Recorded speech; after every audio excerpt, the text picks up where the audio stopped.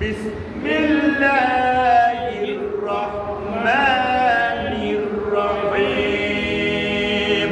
বিসমিল্লাহির রহমানির রহিম। আমরা প্রতি হরফের বিনিময়ে 10 থেকে 700 টাকা আমরা পেয়ে গেছি, আলহামদুলিল্লাহ। ইংরেজি 26টি letter, A B C D A থেকে জেড পর্যন্ত 26টা লেটার। এই 26টা লেটার যদি আপনি 1000 বার তেলাওয়াত করেন, দৈনিক 1000 বার করেন, আমার নামার হলে একটা নেকি হবে। 29টা হরফ দিয়ে পুরো 30 বার একটা কোরআন শরীফ, আলহামদুলিল্লাহ। এই জন্য 29টা হরফের নামটা যদি আমরা জানি, আগে জানতে পারি, তাহলে কোরআন শরীফ পড়া আমাদের জন্য খুব সহজ হবে।